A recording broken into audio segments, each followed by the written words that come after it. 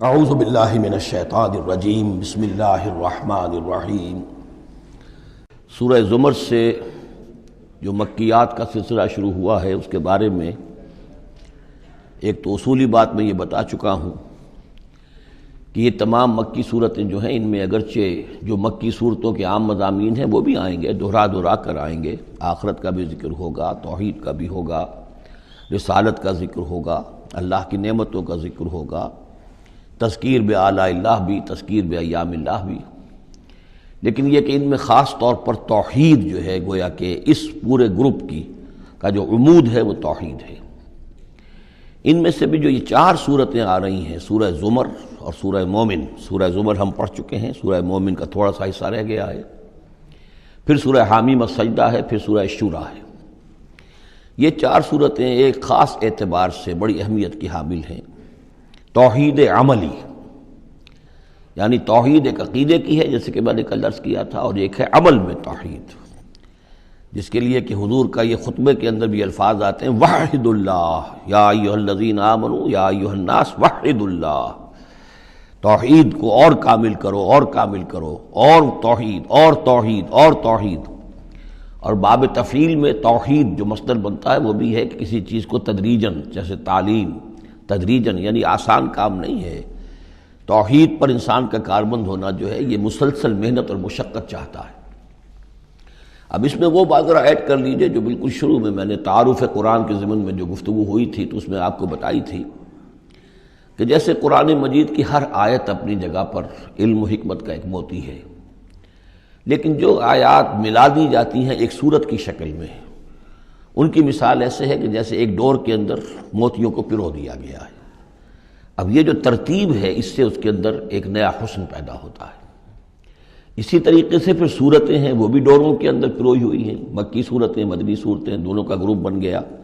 پھر مکی صورتیں، پھر مدنی صورتیں، ان کے بھی عمود ہیں۔ اب ظاہر بات ہے کہ عام طور پر تو مکیات اور مدنیات کے مضامین بہت کچھ مشابہ ہوں گے، کتاباً متشابہاً، جیسا کہ ہم پڑھ چکے ہیں سورہ زمر میں۔ اور یہ آپ کو معلوم ہے کہ ڈور تو بڑی ایسی چیز ہوتی ہے جو نظر بھی نہیں آتی ہے، وہ تو ہار کے موتی نظر آ رہے ہیں، اسی طریقے سے صورتیں نظر آ رہی ہیں، ڈور جو ہے وہ تلاش کرنی پڑتی ہے کہ مرکزی مضمون کیا ہے، ان دونوں کو اس ربط کے اندر مربوط کرنے والی بات کون سی ہے۔ تو ہم نے دیکھا کہ سورہ مومن اور سورہ زمر میں توحید عملی انفرادی سطح پر اس کا مضمون مکمل ہو گیا۔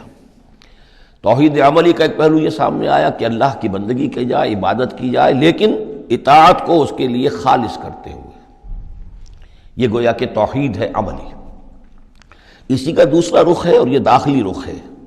دعا کی جائے اللہ سے، لیکن دعا بھی کی جائے اللہ کے لیے اپنی اطاعت کو خالص کرتے ہوئے۔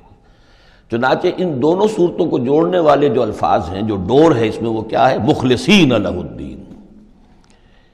فاعبد اللہ مخلصا لہ الدین، بس اللہ کی بندگی کرو، اس کے لیے اپنی عبادت اور اطاعت کو خالص کرتے ہوئے۔ فادعوا اللہ مخلصین لہ الدین، اور یہ سورہ مومن میں جو مضمون آیا، دو مرتبہ تو یہ الفاظ آئے فادعوا اللہ مخلصین لہ الدین، تو یہ در حقیقت یہ ہے کہ جو وہ ڈور کی حیثیت رکھتے ہیں کہ جنہوں نے ان دونوں صورتوں کو جوڑا، اور گویا کہ اس طریقے سے انفرادی سطح پر توحید عملی کا مضمون مکمل ہو گیا۔ اب اس کے بعد چلے گا معاملہ آگے، وہ سورہ حامیم السجدہ میں فرد سے اب بات آگے بڑھے گی، اجتماعیت اور فرد کے درمیان اجتماعی سطح پر توحید کو قائم کرنے کے لیے سب سے پہلا مرحلہ ہوگا دعوت توحید، کہ لوگوں کو توحید کا قائل کیا جائے، یہ توحید ان کے دلوں میں بھی جاگزی ہو جائے، بہت سے لوگ توحید کے اوپر کاربند ہو جائیں، پھر یہ لوگ مل جل کر جد و جہد کریں گے تو پورے نظام کو بھی توحید میں لے آئیں گے کہ اللہ تعالیٰ کا دین پورے کے پورے نظام پر غالب ہو جائے۔ اب یہ ہے ترتیب کے جو ان صورتوں کے مابین ہے۔ جہاں تک سورہ مومن میں دعا کا معاملہ تھا وہ تو ہماری جو آیت ہم پڑھ چکے ہیں، آیت نمبر 65، اس پر گویا کہ اس کا عمود کا معاملہ تو اس صورت کے اندر مکمل ہو چکا ہے۔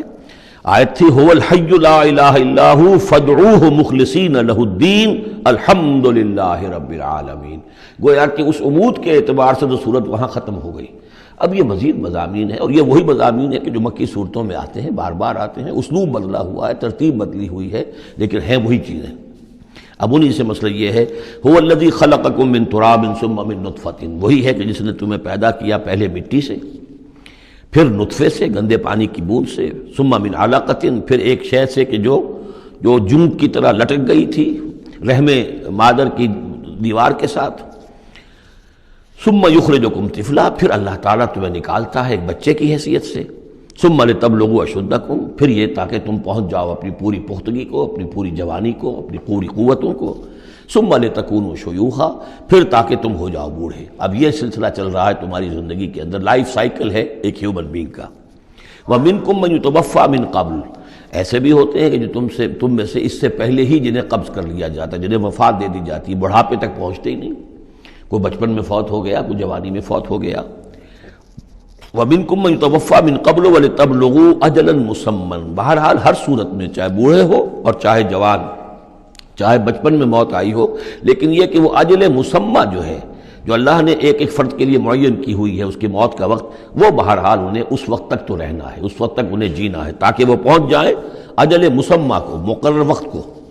وَلَعَلَّكُمْ تَعْقِلُونَ، اور تاکہ تم اس سے عقل حاصل کرو اور اس سے نصیحت اخذ کرو۔ هُوَ الَّذِي يُحْيِي وَيُمِيتُ، وہی ہے جو تمہیں زندہ بھی رکھتا ہے اور وہی ہے جو تم پر موت وارد کرے گا۔ فَإِذَا قَضَىٰ أَمْرًا فَإِنَّمَا يَقُولُ لَهُ كُن فَيَكُونُ، باقی اس کے امر کی شان تو یہ ہے کہ جب وہ کہتا، کوئی ارادہ فیصلہ کر لیتا ہے تو کہتا ہے کہ ہو جا، وہ ہو جاتی ہے۔ أَلَمْ تَرَ إِلَى الَّذِينَ يُجَادِلُونَ فِي آيَاتِ اللَّهِ أَنَّىٰ يُصْرَفُونَ،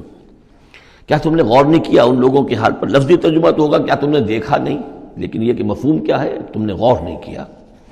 أَلَمْ تَرَ إِلَى الَّذِينَ يُجَادِلُونَ فِي آيَاتِ اللَّهِ، جو اللہ تعالیٰ کی آیات میں جھگڑ رہے ہیں، بحث و تبحیث کر رہے ہیں، انا یصرفون، وہ کہاں سے پھرائے جا رہے ہیں،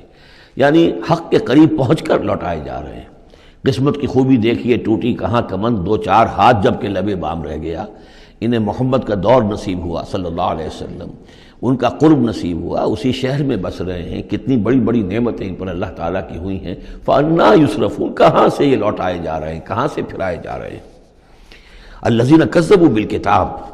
وہ لوگ کہ جنہوں نے جھٹلایا کتاب کو، وَبِمَا أَرْسَلْنَا بِهِ رُسُلَنَا، اور ان چیزوں کو جھٹلایا جو دے کر ہم نے بھیجا اپنے رسولوں کو، فَسَوْفَ يَعْلَمُونَ، تو پھر کچھ وقت کی بات ہے، انہیں معلوم ہو جائے گا، حقیقت ان پر منکشف ہو جائے گی۔ اِذِ الْأَغْلَالُ فِي أَعْنَاقِهِمْ، جبکہ طوق ان کے گردنوں میں پڑے ہوں گے، وَالسَّلَاسِلُ،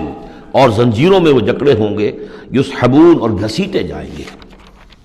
فی الحمیم، کھولتے پانی میں، ثم فی النار یسجرون، اور پھر انہیں آگ کے اندر جھونک دیا جائے گا۔ ثم قیل لہم این ما کنتم تشرکون، پھر ان سے کہا جائے گا کہاں ہیں وہ جنہیں تم شریک کیا کرتے تھے، من دون اللہ، اللہ کے سوا۔ قالوا ضلوا عنا، وہ کہیں گے سب گم ہو گئے، کھوئے گئے۔ بل لن ندعو من قبل شیئا، بلکہ اے اللہ اب تو ہم پر یہ حقیقت واضح ہو گئی کہ ہم جو پکارتے تھے ان کی کوئی حقیقت تھی ہی نہیں، یعنی ہم پکار رہے تھے سمجھ کر کہ کوئی معبود ہے، وہ تو تھے ہی نہیں، ہم نہیں پکار رہے تھے کسی بھی شے کو، کوئی شے تھی ہی نہیں، اس کا وجود ہی نہیں تھا۔ کذالک یضل اللہ الکافرین، اس طرح اللہ تعالیٰ بھٹکا دیتا ہے کافروں کو۔ ذالکم بما کنتم تفرحون فی الارض، اور یہ سب اس لیے ہوا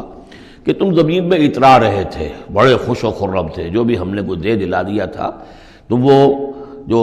ہلدی کی گانٹھ مل جائے کسی کو اور وہ پنساری بن بیٹھے تو تمہارا حال وہ تھا۔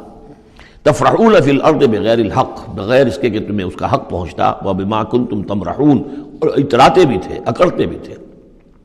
ادخلوا ابواب جہنم خالدین فیہا، اب داخل ہو جاؤ جہنم کے دروازوں میں، وہاں سدا رہنے کے لیے۔